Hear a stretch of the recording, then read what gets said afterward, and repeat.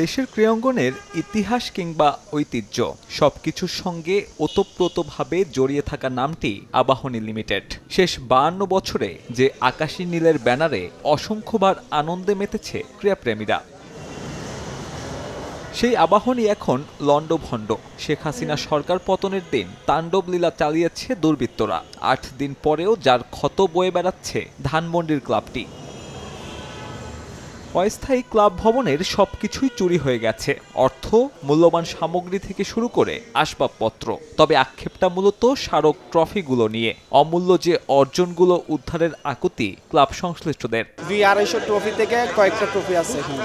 এই ট্রফিগুলো এখন মানুষ দেখতে পারবে না, তাহলে একটা নতুন ক্লাবের মতো এখন আবাহনী ক্লাবের ট্রফি শূন্য থাকবে। ক্রীড়া প্রতিষ্ঠান নজর সবচেয়ে সর্বপ্রথম দেওয়া উচিত, কারণ এগুলা ক্রীড়াঙ্গনের সম্পদ। মহল্লাবাসী এলাকাবাসীর উপরে আমার এই আবেদন যে প্লিজ অন্তত ট্রফিগুলো আপনাদের কোনো কাজে লাগবে না, এগুলি আমাদের ক্লাবের জন্য ফিরে যান, ঐতিহ্যটাকে আমরা আবার পুনরায় দ্বারবন্ধ করেন।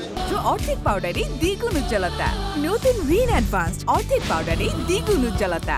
মঙ্গলবার ধ্বংসস্তূপে পরিণত হওয়া ক্লাবটি পরিদর্শন করেন সাবেক খেলোয়াড়রা। তাদের অভিযোগ, লুট নয় বরং পূর্ব পরিকল্পনার অংশ হিসেবে এমন তাণ্ডব চালিয়েছে একটি নির্দিষ্ট মহল। কামাল ভাই ছবিটাও পর্যন্ত পুড়িয়ে ফেলেছে।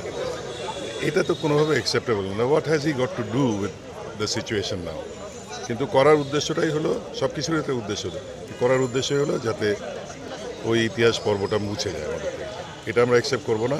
আমরা এটা কন্ডেম করি, এটা নিন্দা জানাই এবং আশা করব অন্যান্যরাও তাই করবে। 15 আগস্ট থেকে নতুন কোচের অধীনে প্রস্তুতি শুরুর কথা ছিল আবাহনী ফুটবল দলের। বর্তমান পরিস্থিতিতে তা হচ্ছে না বললেই চলে। যদিও ক্লাব পরিচালকদের দাবি, সংকট কাটিয়ে আবাহনী ঠিকই অংশগ্রহণ করবে ঘরোয়া টুর্নামেন্টগুলোতে। দল ওই রকম করতে পারুক না পারুক, হয়তোবা প্রফেশনাল কোনো প্লেয়ার নিতে পারুক না পারুক, আবাহনীকে বারণ করতে হবে, সেটা তো অবশ্যই খেলতে হবে। নয়তো দল না করলে সে দল ম্যাচ চলে যাবে। আবাহনীর মতো একটা বড় দল যারা স্পোর্টসে এত লিড করে, তারা খেলবে না, কিন্তু হবে না। ছাত্র জনতার উদ্যোগে ওই দিন রক্ষা পায় ক্লাবটির নির্মাণাধীন স্পোর্টস কমপ্লেক্স।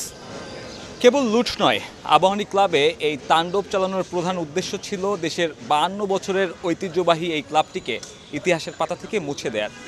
এখন সেই হারানো ট্রফিগুলো খুঁজে পাওয়াই বড় লক্ষ্য এই ঐতিহ্যবাহী ক্লাবটির, যার জন্য দ্বারস্থ হচ্ছেন ক্লাবের নীতি নির্ধারকরা এবং সবার কাছে আবেদন জানাচ্ছে যেন চুরি হয়ে যাওয়া ট্রফিগুলো আবারও উদ্ধার করে দেশের সেই পুরনো স্মৃতিগুলো এখানে ধরে রাখা যায়। আবাহনী লিমিটেড ক্লাবের মাঠ থেকে সাব্বির মিথুন, সময় সংবাদ, ঢাকা।